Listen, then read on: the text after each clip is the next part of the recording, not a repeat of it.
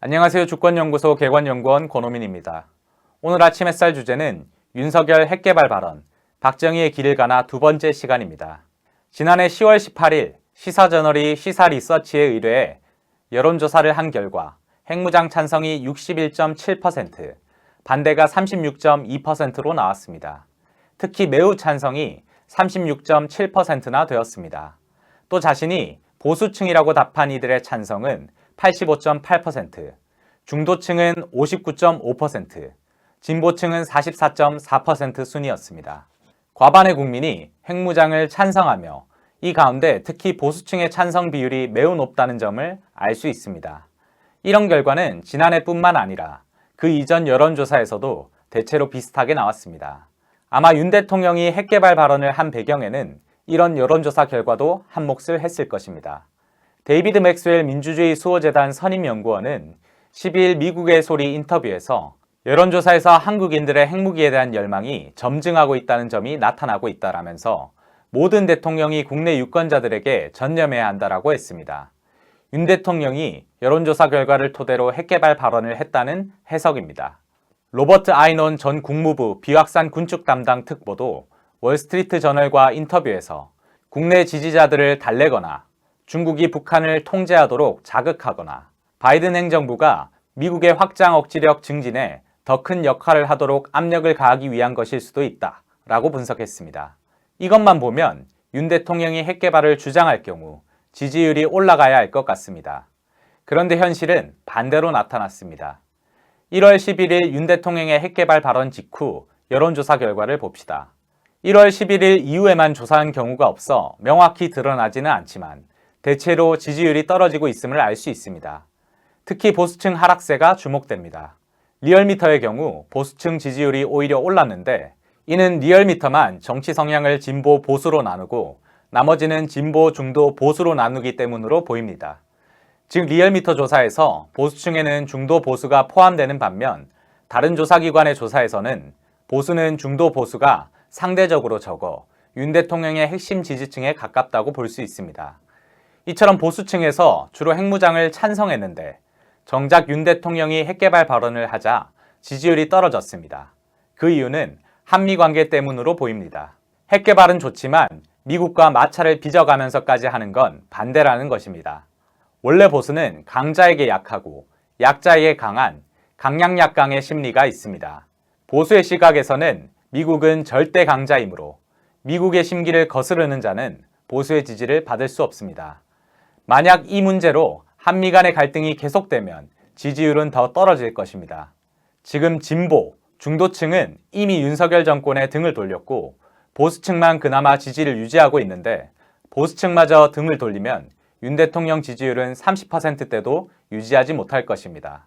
독자 핵개발하면 가장 먼저 떠오르는 인물은 박정희입니다. 박정희의 핵개발 배경에는 미국에 대한 불신이 있었습니다. 1969년 7월 25일 리처드 닉슨 미 대통령은 미국이 더 이상 아시아 국가들을 지켜주지 않을 것이며 아시아 각국은 스스로 자기를 지켜야 한다는 닉슨 독트린을 발표했습니다. 이어 1970년 7월 5일 미국은 주한미군 7사단을 철수한다고 일방적으로 통보했습니다. 박정희가 강력히 항의했지만 닉슨은 철수를 강행했고 주한미군 수는 6만 명에서 4만 명 수준으로 줄었습니다. 1973년 3월 말 베트남전에 참전했던 미군이 모두 철수했고 1975년 4월 30일 북베트남이 사이공을 점령했습니다. 그리고 1976년 11월 주한미군 철수를 선거 공약으로 내건 지미 카터가 대통령에 당선되었습니다. 그는 곧바로 주한미군 철수 3단계 방안을 발표했습니다. 박정희는 한국이 남베트남처럼 몰락할까봐 공포에 떨면서 강하게 반발했습니다. 미국이 한국을 지켜주지 않을 수 있다는 것을 깨닫고 충격을 받은 박정희는 핵개발을 추진했습니다. 핵개발은 1972년쯤 시작되었으며 1977년에 기술 개발을 마치는 게 목표였습니다. 미국은 1973년 처음 이 사실을 파악하고 당장 핵개발을 중단하라며 압력을 넣었습니다. 박정희는 1975년 핵확산 금지 조약에 서명해 미국을 안심시켰고 1976년 핵개발을 중단했습니다. 그러나 이는 미국을 안심시키기 위한 위장이었고 뒤로는 핵 개발을 계속하고 있었습니다. 1970년대 말 핵 개발은 마무리 단계에 들어갔습니다. 미국도 이 사실을 파악하고 있었고 이것이 박정희 암살에 개입한 이유 중 하나라는 게 통설입니다. 박정희는 미국을 속일 수 있다고 여겼을까요? 아니면 미국의 반대를 이겨낼 수 있다고 여겼을까요? 1977년 6월 말 뉴욕타임스는 CIA가 청와대를 도청했다는 의혹을 보도했습니다. 청와대까지 미국에 도청당하는 상황에서 미국의 눈을 피해 핵 개발을 할 수 있다는 건 상식적으로 이해하기 힘듭니다. 미국의 지원 없이는 유지되기 힘든 박정희 정권이 미국의 반대를 이겨낸다는 것도 말이 안 됩니다. 그러나 박정희는 오랜 군부 독재를 하면서 현실 감각이 무디어졌습니다. 주위의 모든 사람이 자기 말 한마디에 생사가 결정되는 수준이었으니 모든 게 자기 뜻대로 될 것이라 여긴 것입니다. 사실 이런 모습은 많은 독재자에게서 나타납니다. 이라크의 후세인, 파나마의 노리에가 등 미국이 키운 독재자가 자기 처지를 잊어버리고 미국에 반항하다가 결국 미국의 손에 최후를 맞는 사례는 세계 곳곳에서 찾아볼 수 있습니다. 윤 대통령도 마찬가지일 것입니다. 대통령 권좌에 앉아 검찰을 자기 수족으로 부리고 언론도 자기를 찬양합니다. 이들이 정적을 제거해주니 세상이 자기 것처럼 느껴질 것입니다. 그리고 그런 눈으로 미국을 보다 보니 북한의 저자세를 취하는 게 보입니다. 북한이 미사일을 쏴도 북한을 응징하지 않고 오히려 조건 없는 대화만 반복합니다. 급기야 북한의 무인기가 집무실 상공을 날아다녀도 방치합니다. 자기는 북한을 향해 연일 선제 타격, 원점 타격, 압도적 전쟁 준비, 확전 불사 같은 말을 쏟아내는데 미국은 북한 눈치만 보니 미국이 우습게 보이기 시작했을 것입니다. 미 브루킹스 연구소와 한국국가전략연구원, 조선일보가 12일 공동 주최한 비공개 외교안보 관련 토론회에서 한 미국 인사는 미국이 핵을 써야 할 상황이라면 이미 한반도에서 6.25 전쟁, 9.11 테러, 진주만 등을 모두 합한 것 이상의 미국인 희생자가 발생했을 것이다. 이를 외면할 미국 대통령은 없다라고 했습니다. 한국전쟁에서 미국의 공식 사망자는 36,913명입니다. 9.11 테러 사망자는 3,000명 이상, 진주만 공습 사망자는 2,437명입니다. 모두 합하면 4만 명이 훨씬 넘습니다. 사망자만 이 정도니 부상자까지 포함하면 10만 명이 넘을 것입니다. 지금 한반도에 있는 미군은 3만 명을 넘지 않습니다. 미국인 희생자가 10만 명 이상 나오려면 미 본토 증원군까지 모두 포함해야 합니다. 결국 미군은 주한미군이 전멸하고 증원군까지 심각한 타격을 입어야만 해구산을 작동한다는 말입니다. 미군이 이 정도 타격을 입었다면 한국군은 그 전에 훨씬 큰 피해를 당할 것입니다. 다시 말해 미국은 웬만한 상황에서는 핵을 쓰지 않을 것임을 알 수 있습니다. 윤 대통령은 이런 미국의 해구산을 믿느니 차라리 미국의 핵을 자기가 직접 운용하고 싶었을 것입니다. 그래서 슬쩍 미국의 핵전력을 공동기획, 공동연습 개념으로 운용하는 방안을 흘려보았는데 미국이 단호하게 거절했습니다.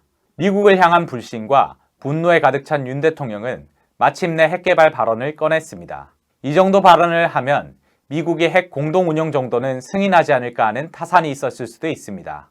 아니면 실제로 핵개발을 해버리면 그만이라고 말입니다. 1월 5일 오마이TV 박정호의 핫스팟에 출연한 연세대 통일연구원 객원 교수는 최근에 들리는 얘기가 있는데 이거는 사실 확인 중에 있지만 필립 골드버그 주한 미국 대사가 본국에 호출돼 갔다는 소식도 들린다. 미국이 보기에 한국 대통령이 왜 저러나 도대체 불안해 죽겠다. 아마 이런 이유로 필립 골드버그 대사가 본국으로 호출된 배경이 아닐까라는 생각이 든다 라고 했습니다. 주한미국 대사를 미국이 호출한 게 사실이라면 미국이 윤 대통령의 상태를 심상치 않게 여기는 징후일 가능성이 높습니다. 사태가 이 지경까지 이른 바탕에는 북한의 대미 강경 정책이 있습니다. 북한이 미 본토를 향해 전략 핵미사일을 배치하고 선제 핵공격법을 법제화하며 연일 신무기를 공개하면서 미국의 대화 요청에는 답변도 하지 않으니 미국이 눈치를 보며 저자세를 취할 수밖에 없는 것입니다. 그리고 이걸 본 윤 대통령은 미국을 우습게 여기며 들이받습니다. 이는 한미 사이의 갈등으로 나타납니다. 북한은 오래전부터 한미동맹이 북한을 겨냥한 침략동맹이라며 해체를 주장해 왔습니다. 그런데 오늘날 윤 대통령은 북한이 원하는 한미동맹 훼손을 앞장에서 열심히 하고 있습니다. 오늘 아침 햇살은 여기까지입니다. 시청해주셔서 감사합니다. 2018년 세 차례 남북 정상회담이 있고 나서 김정은 국무위원장을 직접 만나본 사람들의 여러 이야기를 들을 수 있었습니다. 하지만 한 사람을 한두 번 만나서 그 사람의 참모습을 다 알기란 쉽지 않습니다. 여기 김정은 국무위원장과 오랜 시간 함께한 친구들의 이야기를 들어봅시다. 그것도 무려 외국인 친구입니다. 김정은 국무위원장의 스위스 유학 시절 단짝이었던 주앙 미카엘로, 김정은 국무위원장의 생일에 축하 노래를 불렀던 코트의 악동 데니스 로드먼, 김정은 국무위원장이 어린 시절부터 함께 지낸 요리사 후지모토 겐지, 이들이 전하는 김정은 국무위원장의 숨겨진 면모 그리고 우정을 만나보세요. 김정은 국무위원장과 친구들, 주요 서점에서 만나볼 수 있습니다. 도서출판 615